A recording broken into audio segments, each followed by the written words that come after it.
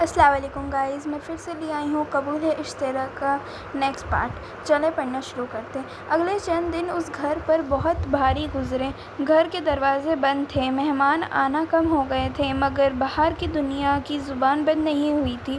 محلے میں، رشتہ داروں میں، جان پہچان والوں میں، ہر جگہ دھیمی آوازوں میں صرف ایک ہی بات چل رہی تھی۔ لوگوں کا اصل درد یہ سے مطلب کم تھا، کہانی سے زیادہ تھا، اور کہانی جتنی ادھوری ہوتی، لوگ اتنا ہی اس میں اپنی مرضی کا زہر بھر دیتے۔ ایک دن ہمدان صاحب ضروری کام سے باہر نکلے۔ مارکیٹ میں دو آدمی دھیمی آواز میں بات کر رہے تھے۔ انہوں نے ہمدان صاحب کو نہیں دیکھا۔ ایک نے کہا، "سنا ہے اس کی بیٹی کے ساتھ وہ واقعہ ہوا؟" دوسرا بولا، "ہاں۔" "اب دیکھنا کیسے چھپائیں گے؟" پہلے ہنس کر بولا، "عزت والی بات چھپتے کہاں ہیں؟" ہمدان صاحب کے قدم وہیں جم گئے۔ انہیں لگا کسی نے سب کے سامنے ان کا سینہ چیر دیا ہو۔ وہ بنا کچھ کہے واپس مڑ گئے۔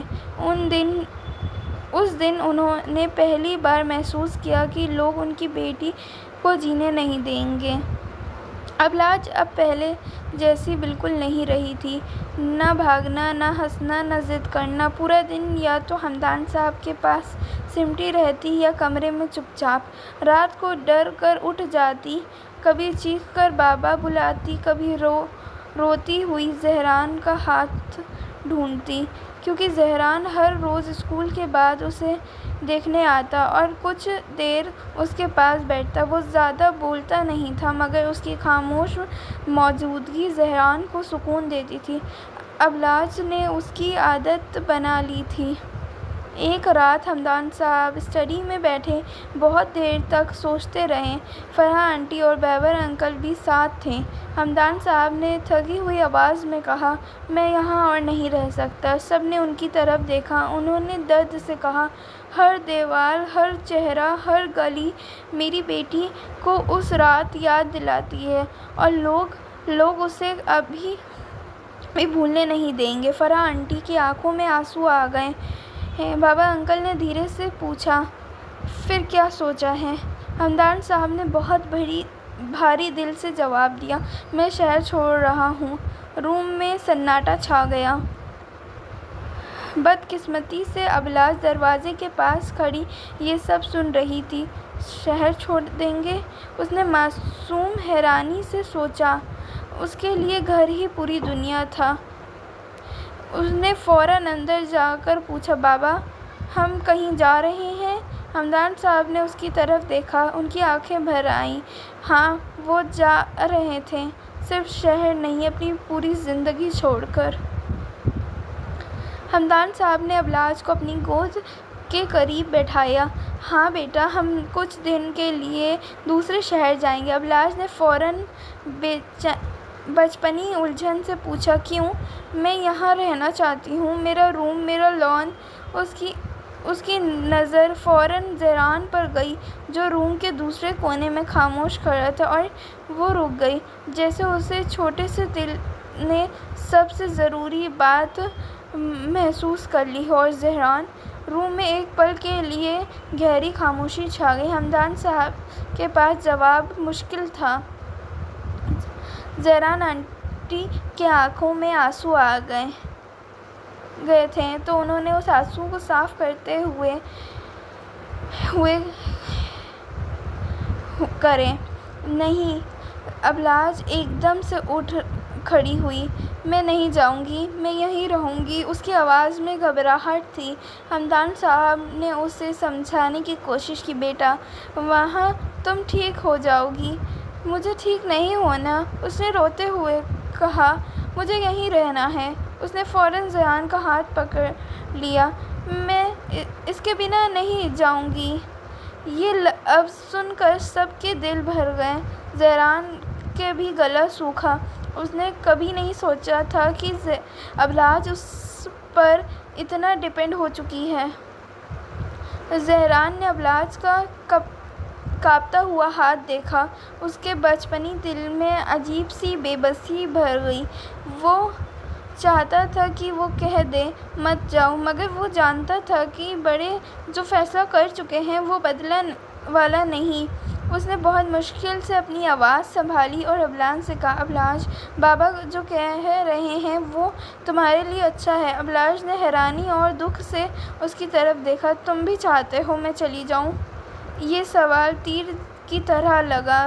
ابلاج نے فوراً بولا، نہیں، میرا مطلب، مگر ابلاج نے اس کا ہاتھ چھوڑ دیا۔ اس کی آنکھوں میں پھر آنسو بھر گئے۔ سب مجھے بھیجنا چاہتے ہیں۔ وہ روتی ہوئی کمرے سے بھاگ گئی۔ فرح آنٹی رو پڑی، بیچاری بچی۔ ہمدان صاحب نے دونوں ہاتھوں سے اپنا چہرہ ڈھک لیا۔ میں کیا کروں؟ میں اسے یہاں گھٹ گھٹ کر مرتے نہیں دیکھ سکتا۔ بابا انکل نے ان کے کندھے پر ہاتھ رکھا۔ سب سمجھ رہے تھے کہ یہ ڈیسیزن ضروری تھا، مگر کوئی یہ نہیں سمجھ پا رہا تھا کہ ایک چھوٹے دل کو کیسے سمجھایا جائے۔ اس رات ریحان لان میں اکیلا بہت دیر تک کھڑا رہا۔ اس نے پہلی بار محسوس ہوا کہ کسی اپنے کو کھونا کیسا لگتا ہے۔ ابلاج کا میں اس کے بنا نہیں جاؤں گی اس کی آنکھوں میں بھر بھر گونج رہا تھا، اس کے کانوں میں بھر بھر گونج رہا تھا۔ اس نے مٹھی باندھ لی، مگر اس کے پاس کچھ بھی کرنے کو اختیار نہیں تھا۔ اگلے 2 دن پیکنگ میں گزر گئے۔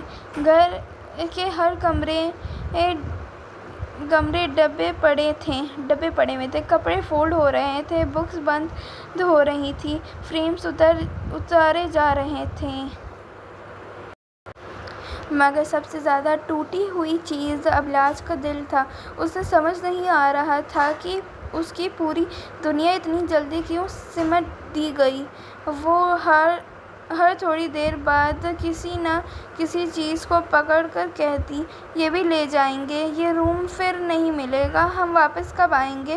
اور ہر سوال کے جواب میں ہمدان صاحب کی آنکھیں بھر آتیں۔ ان 2 دنوں میں ریحان روز آتا، کبھی پیکنگ میں مدد کرتا، کبھی چپ چاپ ابلاج کے روم کے دروازے پر کھڑا رہتا۔ ابلاج نے اس سے ناراض بھی تھی اور اس کی عادت بھی۔ ناراض اس لیے تھی اس نے اسے روکنے کی بات نہیں کی، اور عادت کے لیے کہ اس کی موجودگی کے بغیر اس سے گھبراہٹ ہوتی۔ کبھی وہ اسے اگنور کرتی، کبھی اچانک اس کے پاس آ کر چپ چاپ بیٹھ جاتی۔ دونوں کے درمیان عجیب سی اداسی خاموشی رہتی۔ رات کو سب سو گئے تھے۔ ابلاج نے دھیرے سے اپنے روم کے دروازہ کھولا اور لان میں آ گئی۔ وہاں ریحان پہلے سے بینچ پر بیٹھا تھا، جیسے اسے پتہ تھا وہ آئے گی۔ ابلاج اس کے پاس آ کر خاموشی سے کھڑی ہو گئی۔ کچھ دیر دونوں نے کچھ نہیں کہا۔ پھر ابلاج نے دھیرے سے پوچھا، تم مجھے بھول جاؤ گے؟ ریحان نے فوراً اس کی طرف دیکھا، نہیں، پکی بات ہاں۔ ابلاج کی آنکھوں میں آنسو آ گئے۔ سب کہہ رہے ہیں میں چلی جاؤں گی تو سب ٹھیک ہو جائے گا، کیا سچ میں یہاں بری لگتی ہوں؟ یہ سن کر ریحان کا دل دکھ سے بھر گیا۔ اس نے بہت سنجیدگی سے کہا، تم کہیں بھی بری نہیں لگتی۔ ابلاج رو پڑی، پھر مجھے کیوں بھیج رہے ہیں؟ اس سوال کا جواب اس کے پاس پھر نہیں تھا۔ ریحان نے اپنی پاکٹ سے ایک چھوٹا سا بلو پین نکالا۔ یہ ان کا فیورٹ پین تھا جو وہ ہمیشہ اسکول میں اس سے یوز کرتا تھا۔ اس نے ابلاج کی طرف بڑھائی، یہ رکھ لو۔ ابلاج نے آنسو صاف کر کے پوچھا، کیوں؟ تاکہ جب تم مجھے یاد کرو تو اسے دیکھ لینا۔ ابلاج نے پین مضبوطی سے پکڑ لیا۔ پھر اس نے اپنی چھوٹی سی بریسلیٹ نکالی جو وہ اکثر پہنتی تھی، تم بھی یہ رکھ لو۔ ریحان نے بریسلیٹ لے لی۔ دونوں بچے اس وقت شاید پوری طرح نہیں سمجھ رہے تھے، مگر وہ اپنی زندگی کی پہلی یاد ایک دوسرے کو دے رہے تھے۔ ابلاج نے دھیرے سے کہا، میں تمہارے بنا ڈر جاؤں گی۔ ریحان بہت مشکل سے اپنی آواز سنبھالی، میں ہمیشہ تمہارے ساتھ ہوں۔ وہ بچپنی تسلی تھی، مگر دونوں نے دل سے مان لی۔